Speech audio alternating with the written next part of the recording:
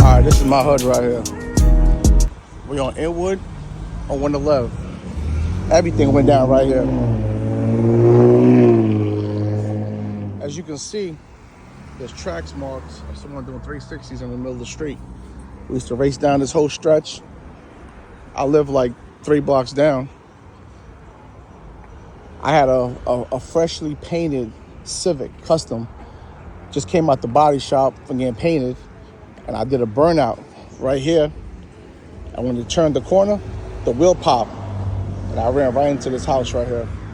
Tore up the whole front of the car. But this the block.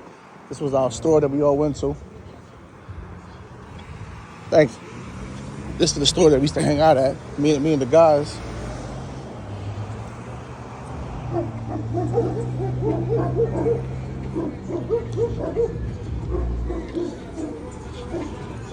This used to be a guy named Sergio. Sergio used to own this store, but I think he sold it. How you doing?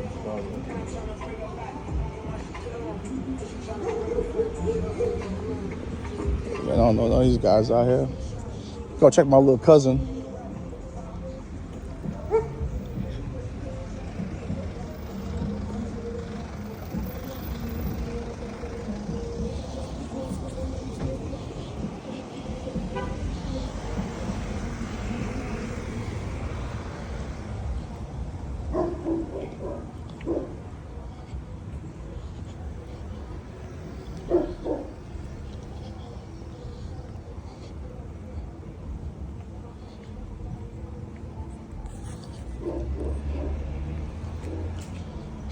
This right here, before they put this gate and all this fancy stuff, this used to be the spot. We always hang out right on this stoop. But it was like no wall here. We used to just hang out right here in the stoop.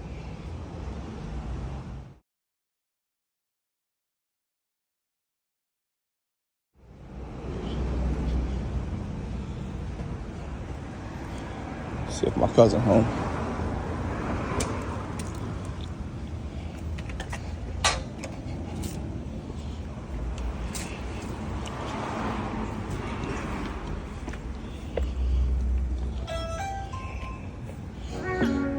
When I was a kid, I used to stutter really, really bad to the point that I couldn't get no words out. Like, it was ridiculous. And it created an anger problem within myself that if I couldn't get the word out, I would get mad. When you're a kid, you don't really know who you're getting mad at, so I might get mad at myself, the person, and I used to really like stutter. So now that I got older, I don't really stutter no more, but I have 3 things still. One, because I used to stutter, it's hard from going from stuttering to calming your words down, because stuttering means that your mind is working faster than your lips is, right? So you're trying to calm down that to speak calmly. For a lot of those who know, a lot of New Yorkers speak fast too. So not only am I trying to get over the stuttering thing, I got the New York thing in me, and then when it comes to pronunciations, Caribbean people, we really don't pronunciate a lot of stuff right. To us, that's right because that's how we will learn how to say it in our country. But to people like in America, we're not pronunciating a lot of things right. So when I watch myself in like a lot of videos, I will notice that I'm not finishing my words or my sense. Well, I'm finishing my sentence. I'm not making my words clear enough.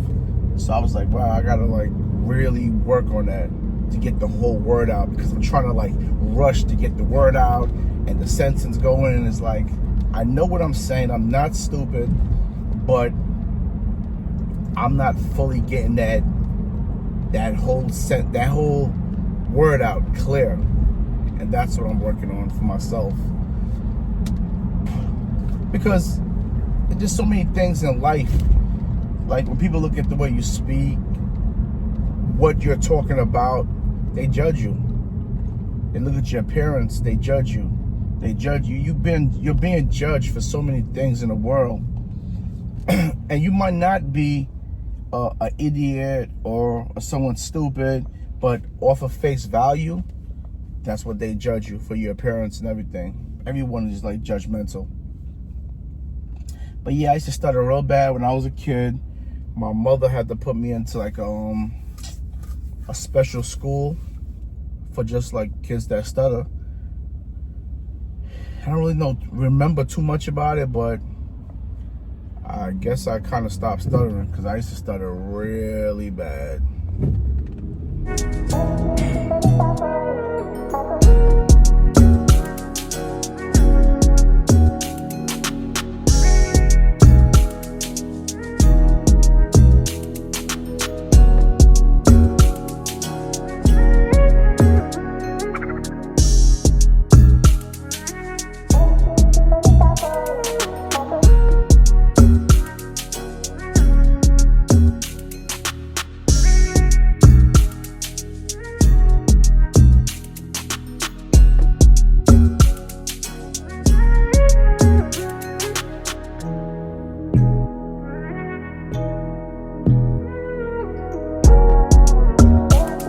We had some great times, man, growing up as kids. See, my team, we was big on racing cars. That was our thing. We all had race cars, spent all our damn money on race cars. We even had the little small hobby shop cars that we used to race in the hood. Weekends, we go to a place called like Zarega in the Bronx. You see all the dudes that race cars. Those are racing some fly cars, putting up bread for it. Dudes racing for titles for cars. That was a vibe for us. So the block I showed y'all, 111, we used to race on that strip. Everything happened on 111. That was like the hangout spot, the race car spot. I got into a fight right there on 111 with a dude named Boog. It was like little race crews, right? So we had a team called All Out Racing. Then you had another team called Bout It. That's the dude I got into the fight with. Rest in peace, Boog. Then you got other race teams. So it was like, we didn't have gangs and all that back then. Like Bloods and Crips came way later on in the hood. We only had like little race car teams. And you know, those dudes are dudes that you was raised with, grew up with. So that's like your little gang right there. It happened through the hood, and just so happens we all follow the same path with whatever it was, violence, the race car. So that was the hobby that we did on the side, race cars. Everybody had fly cars. I had some of the flyest cars in the neighborhood. I had a Civic that used to change colors from pearl white to blue to purple. All my cars had custom interior. The Civic had blue and white custom interior. All of my cars had systems, TVs, PlayStation, because I know how to do that stuff. So all my cars were equipped with that custom system, lights. It was crazy. All my cars had rims, dropped. Like, I really put a lot of money into these damn cars. Stupidest thing ever, because you don't get no money back. So I had a lot of fly cars. For the time that we lived in, I had some fly whips. My last car, if I went to jail, was a Lexus ST400. Some of y'all might know about that. That was like one of the things back then, the coupe. Jay-Z actually made that a fly car. He posted in his video back in the 90s. So if you had a Lex coupe, you was that dude in the hood. I had a Lex coupe sitting on 20-inch rims. Some of y'all know 20-inch rims back then was a big thing. You had 20s, you sitting on deuces. So I was sitting on deuces, chromed out. Chrome was even a big thing. Now it's like black rims, polished. So, you know, times change. I'm talking about stuff in the past. Yeah, man, like I had some great times, man. I used to love being with my friends. I put my life on the line for my friends. My thing was just like getting to the bag, my friends. I was like too serious about my friends. That was like the thing for us. And then we went out there and did that stupid ass robbery And that shit just led to a whole big mess in our life. And when we caught that case, that shit messed up everybody's life. Not only did everybody go to jail for it, everybody's loyalty was put on the line. A lot of us was facing a lot of time. It tested us in a lot of ways to see who was who. And one thing I learned about that situation is when you're under pressure, people could fold, right? Shit get discombobulated. It's like, because everyone don't do crime, right? It's more citizens in the world than people that actually do crime. So I'm gonna break it back down to like a citizen type vibe. Just say you have a bill that needs to be paid, and the bill is like overdue. You're trying to get that money up. You're chasing. You might withdraw your bank account. You might borrow some more money from someone just to pay these bills, but not thinking about the consequences. And that's how I felt like that was. It was like no one really was thinking things through. Even down to that case, we didn't think it through. You know, we went to a place to commit a crime, and it's probably one of the worst places in New York, because New York got 5 boroughs: Brooklyn, Queens, Manhattan, Bronx, Staten Island. We don't really consider Staten Island New York anyway, because it's so far away from the other 4 boroughs. So Manhattan is what you call commercial. No one really goes to Manhattan to commit a crime. That's all rich people. It ain't the hood. And we went to Manhattan and these nice people neighborhood and committed a reckless crime that made it to the news, the newspapers. So you know how it is. If you do a crime in your hood, they don't take it that personal. Like if you go to like one of these rich neighborhoods and you commit a crime, it's a little bit different. They make an example out of you. So for those who know about Manhattan, Manhattan ain't nothing to play with. That ain't no hood ratchet stuff. That's all elegant. We getting money. You talking about the place that has the stock exchange and the World Trade Center. Nah, you're not coming over here acting crazy. And that's what we did. We was reckless. And like I said, that situation led to a lot of mishaps, and the whole team like literally just fell apart, man. And the way it fell apart to the point that everybody just went to jail, we kind of just left it like that. No one never cleared up nothing, never pieced up nothing. Everyone did their time. One of my co-defendants moved to Florida. He's like my fake cousin. The other 2 live in New York still. You know, I don't see them. I don't think there's no beef. It's just that everyone is doing their own thing, you know? I don't know how they felt at times, but I was mad because the way it happened, I got the most time. And, you know, I was young, I was bitter. And eventually, as time went on, I had no choice but to just get over it, you know? I started looking at things in my life. How many other times in life that someone disappointed me or violated me? It wasn't the first time it happened in my life, and it probably won't be the last time, right? Because this is part of life. What I did learn is not to trust people like that no more. Not to give people your all like that no more. Think before you put yourself in certain situations, because it's easy to get yourself involved in a situation, but it's a hell of a thing to get yourself out. I'm telling you, it's so easy to get into trouble, but hard as hell to get out of trouble. It's crazy. And I learned that the long way, man. The money and the items that we got from this robbery is so damn embarrassing. It's not even worth even talking about, you know. The time that I did in jail does not add up to the items, you know. Then you got to talk about people dying in the midst of the case. That, you know, the case led to someone dying. It was just too much stuff involved in this case that shouldn't have been done. And as you get older, you grow more, you mature more, and it's not something that you want to rep or be happy for, you know. But it happens. It happens. You can't turn that back. I wish it never happened.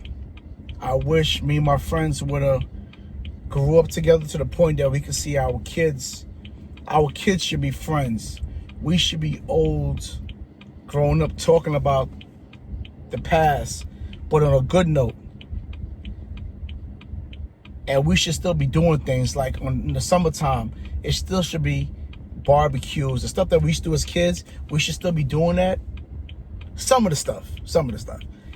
But now it's a family thing, family barbecues. Like, I'll be having pool parties every summer. I'll be thinking, I'll be like, damn, none of my guys is here at my pool party. Everybody at my pool party is family. My new friends that I met in Jersey, my clients, no one old that I used to bang with is here.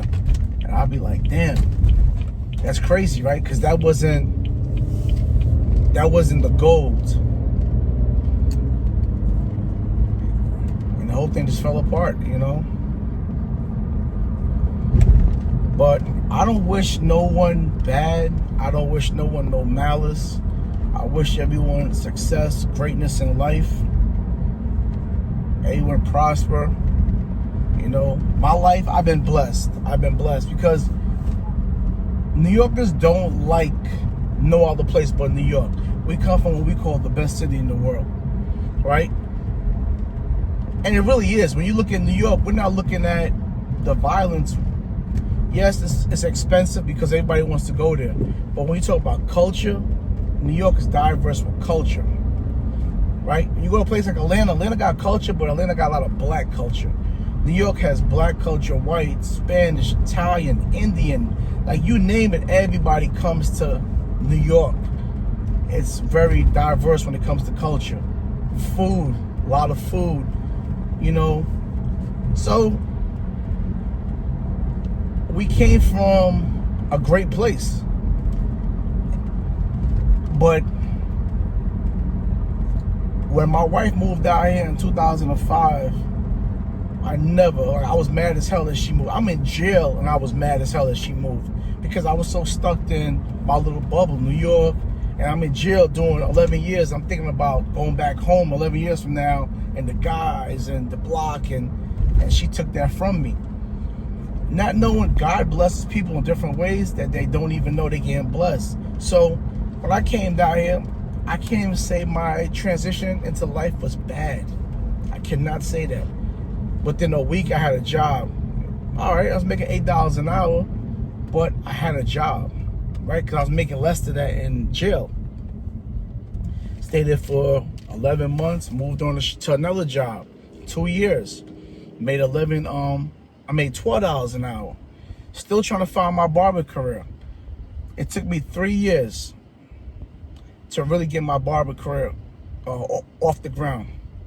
My 4th year getting my barber career with no exaggeration. God is my witness. Every year, I kept on gaining $20,000. I don't know why, but it was $20,000 every year. I kept on advancing with new clients. I'm watching my paycheck go up. And I was like, you know what? This is my purpose.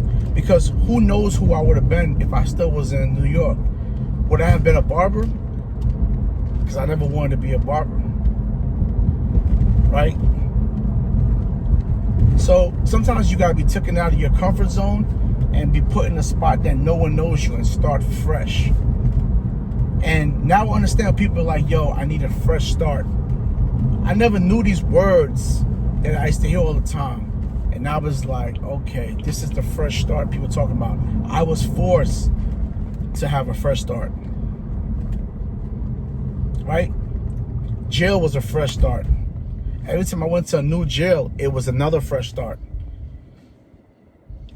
Coming back home was a fresh start. So now I'm not scared to move. I'll leave Jersey right now and move to a different state or country with no problem. Because that fear of leaving is not with me no more. You could go anywhere and start over from scratch and make it. Because everywhere is damn near the same place. It's just tweaks here and there. It's just, are you patient to wait? Wait for it. You got to wait, and you got to wait it out, and you got to go through the process. And that's it. But people do it all the time, move places and start all over. So I look at my transition after 11 years of being in prison. I'm blessed, right?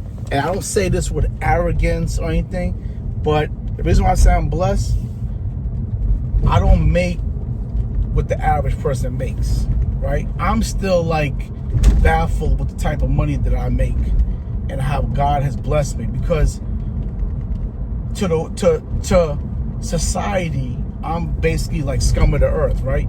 They don't look at me as a citizen, even though I pay taxes. They look at me as a criminal, because that's what the judge, the stamp that they put on me. I'm a criminal, right? I'm an ex-felon.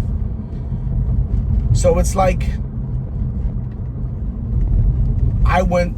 they'll probably look at me like they went to college and they did this in the right way. Why am I not blessed with his blessings? But I think that's just how man looks at stuff. It's really not like that, because we don't know how things are supposed to be in the eyes of God. God has his ways, right? It's no different from an innocent baby that's probably 1 year old, just died. You got babies coming out of their mother's stomach dead. To us, it's like, oh my God, this baby was innocent. Yeah, but God needed that baby for a reason. We don't remember, human being, we think different from how God thinks. There's no way in hell you can think like how God thinks. And we can't even imagine his thinking process. So whatever it is in store for me, whatever I have in life, whatever was ordained to me, it's because God wanted me to have that. And I just stopped questioning it. If he don't want me to have it, he would take it away. Right? And that's how I live life now. I don't believe in chasing nothing no more. If you're in my life and you belong in my life, God will keep you in my life. If he don't want you here, he's going to take you out. So I might just have a girl in my life and then she end up leaving me. No matter how much I chase this girl, right? And no matter how much you or me might want her, if God don't want you to have her, you're not going to have her. And that's no difference with a girl chasing a guy. You chasing anything. You might be the best rapper in the world. You're trying to chase a rap career. If it's not meant for you to be a rapper, he's not going to give you that. The only problem that's sad is that we believe so much in ourselves at times, we might chase for a long period of time. And you keep chasing and chasing, and you might never get to where you really want to get to because you're chasing so much. You got to know when you got to stop that chase. That's the only problem with that. But yeah, man, it's a lot, man. I learned a lot, man. I talked to myself a lot. I had to really like wake up here, because I said to myself, if I don't wake up, I'm going to be finished. I'm really going to be finished, and there's no coming back. So I feel like my mental is everything. I could lose everything else in my life, but if this is not right, I can't be nothing. I can't be successful. I can't be a good husband. I can't be a good father. I can't be a good mentor. I can't be a good provider. Once this is gone, you're finished, man. This controls everything. So I try to keep this like very intact. I do a lot of studying now. I'm not the best speaker in the world. That's not my thing. I don't know how to pronounce words right sometimes. That's not my thing. But I'm far from stupid. Like, I really know what the fuck I'm talking about. And that's all I care about. But yeah, man.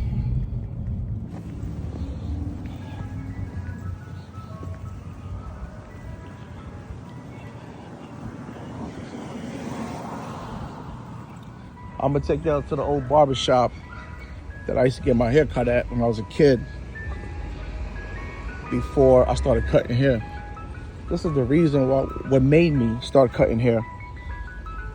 Back in the days, barbers would have us waiting there forever. So I'll get to the barbershop 8 o'clock in the morning, and I'll be there till like 3, 4 o'clock. And these dudes will have you mop, sweep, go to lunch for them, all type of crap, because there was no appointments back then.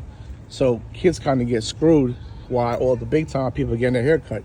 the drug dealers, the hustlers, whatever. Anybody that had money was getting in front of you because you're a kid. You don't have no real money. Haircuts was like $10 back then. So I got tired of that, and I started cutting my own hair. That led me to start cutting families' hair and friends. So this is the barbershop right here.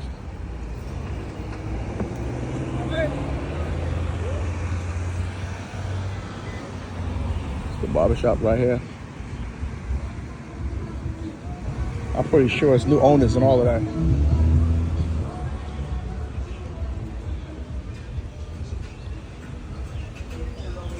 Yeah, it's new owners. Still look the same way.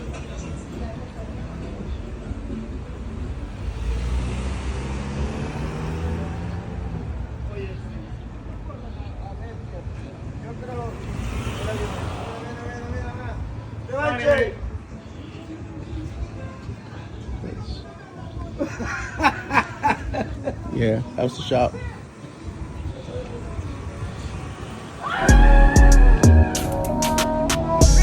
So we in Queens. This place is called Liberty Avenue. It's a lot of culture out here. A lot of Caribbean people, a lot of food.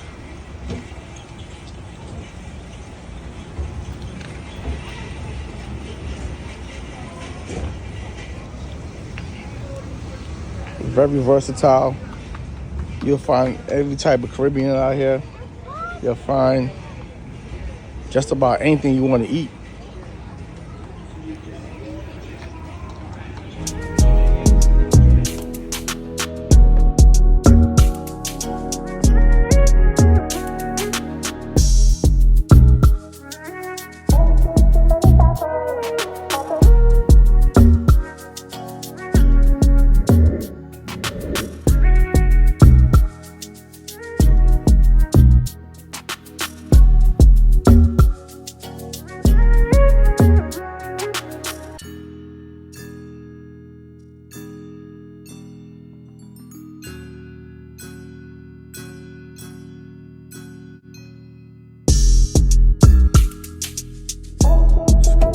School called Andrew Jackson High School.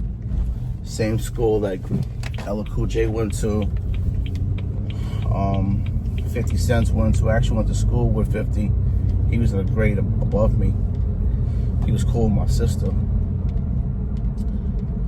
Andrew Jackson High School is one of the roughest schools in New York.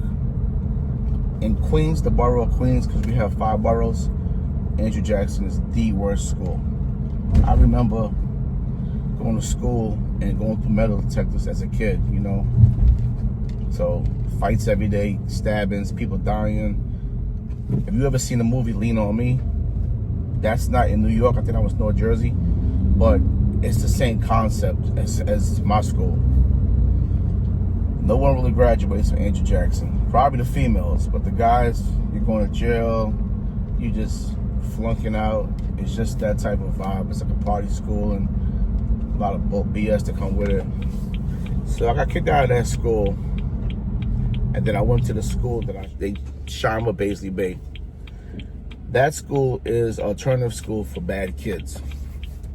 So I ended up going to that school because I was a bad kid. In the mix of going to that school, they had this girl that I was madly in love with, but I was going to spend the rest of my life with her. She kind of reminds me of Holly Berry. And she was smart because she used to do all my homework for me. But she was able to transfer out of that school and go to the same school as me so we could be together, which was cool, you know. What happened was, because I lived across the street from the school, every day for lunch, everybody would come to my house and we would eat lunch on my patio. One particular day, it was snowing. No one came. I went home. There's a girl that hangs with us named Tiffany. And Tiffany came over thinking the rest of the team came over too. When she got to my house, I was like, nah, ain't no one come. I guess they stayed in school because it was snowing. Me and her stayed outside. We was eating our food. my ex-girlfriend came over and seeing me and Tiffany outside, automatically she thought I did something with Tiffany, and I explained to her, no one ever came except Tiffany. She broke up with me. And you know, people break up, they get back together. This time, weeks is going by, and she's not coming back in my life, ignoring me in school. So it started messing with my mental, because I'm not used to this, and I'm in love with this girl. Finally, I found out she was messing with a guy. He's a barber in the school named Sean. So when I found that out, I got mad. What I did was some dumb shit. I broke into his locker. He had, I remember the shirt. It was a Woolrich shirt. It was like red, blue, like had that wool look, like Christmas look. Ugly ass shirt. I took the shirt. I broke into his locker. I took the shirt. I went home. I washed the shirt and wore the shirt the next day back to school. Now he comes to me and says, yo, that's my shirt. I was like, well, what you want to do? Because I knew I could beat him, right? And I was trying to prove her a point. He didn't want to fight. So you know you can hang out in the hallway before the bell ring. I went right in my classroom, sat down, and I started writing my book. This guy comes behind me while I'm sitting down and punches me, breaks the whole left side of my nose, fractured the whole left side of my nose. Now, I can't fight him. I don't know if y'all know when you get your nose broke, your eyes swell up, so I couldn't even see. So, because I was bigger than him, I grabbed him, right? I didn't know before he punched me, he threw my Sherlin jacket out the 4th floor window. We're in the 4th floor. So while I'm fighting him, I heard the teacher say he threw his jacket out the window. Someone go and get it. So I'm hearing that, and I'm like, wait, my jacket? I looked over to where my jacket was at, and it was gone. I said, oh, he's going out the window too. I picked him up. I brought him to the window. Now my whole intention, I'm throwing him out the window. Security came in there, grabbed me, grabbed him. They had this girl that used to like me. She was a twin.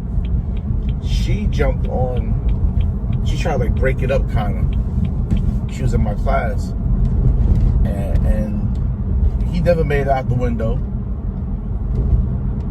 They got my jacket, cops came.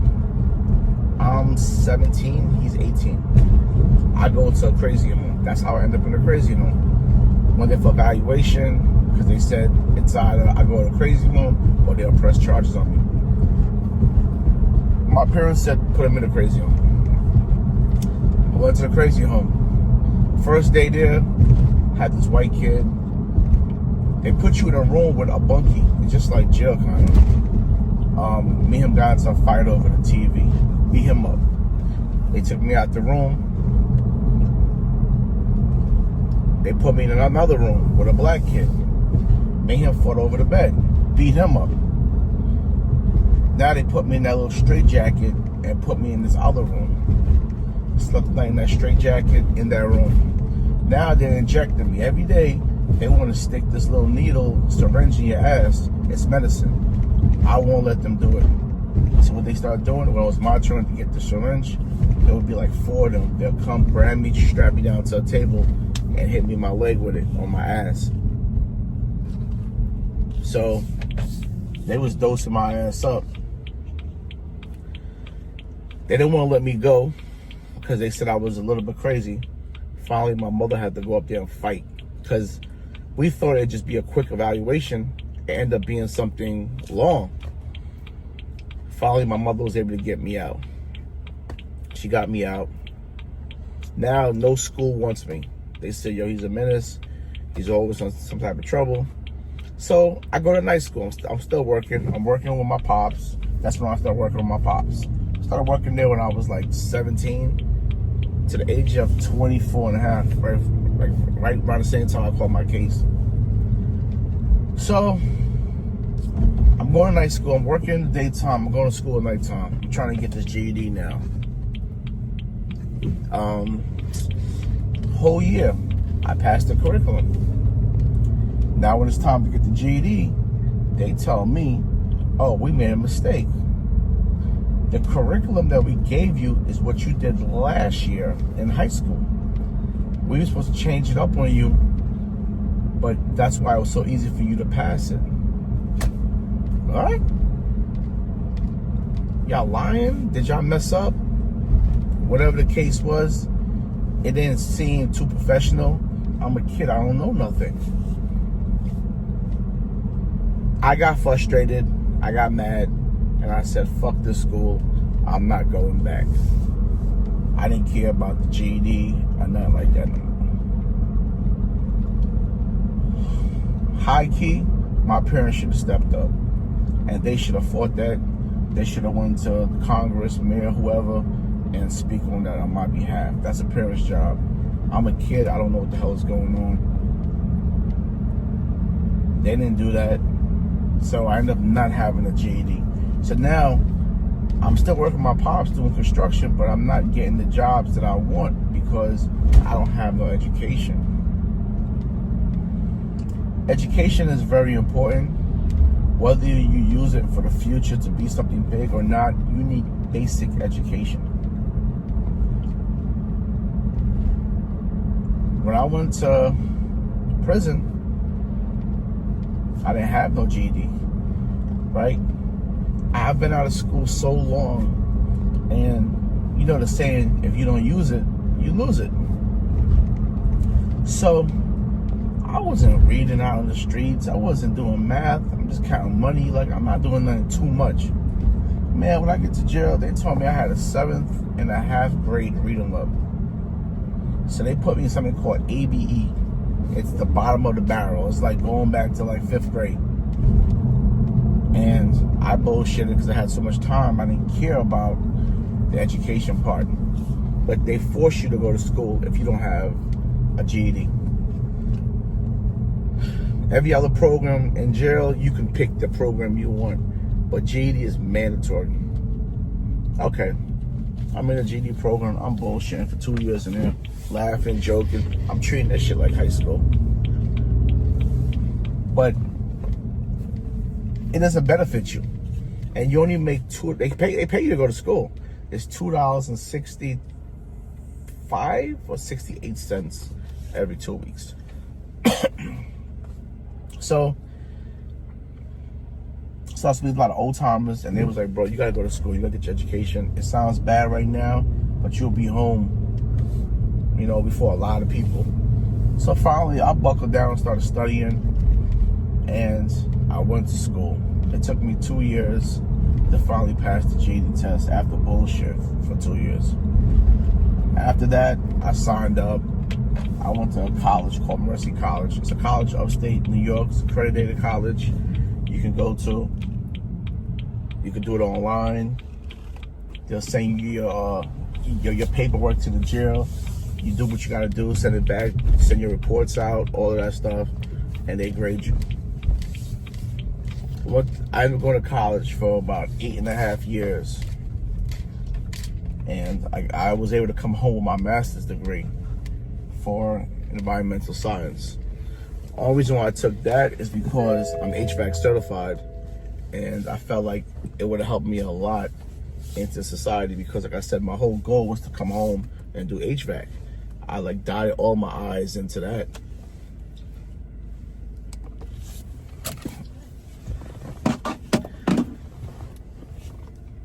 Yeah, that was it. I got my degree. I'm not using it right now, doing anything with it, because my life has changed and the stuff that I want to do in life has changed. But it's good to know I did it. When I look at it, it's in my shop right now. When I look at it every day, it's like, damn, I did that. All my accomplishments in life, man, I did that on my own, no help, right? You got people that's there physically backing you, but mentally, everything was on me. Financially, everything is on me. And I can honestly say I'm proud of myself. I get compliments all the time, which is cool, but you got to be able to feel your compliment. So, low-key, you got to really feel like you that shit, because if you're waiting for people to congratulate you, you might never get it. And that just shouldn't be the goal. The goal is to be, do it for yourself. So everything now I do for myself. I don't like look for, if I do this, this person's going to recognize it. And no, everything is for me. Because when it's all said and done, I'm the only one that really matters. These people come into your life like seasons. So if you're doing something for a person and then when they leave, you fall apart, it's because you did it for that person. No matter what happens in my life does not change. I'm still going to come to work every day. I'm still going to go to the gym. I'm still going to do things that I like to do because it's for me. It's not for, an overall person.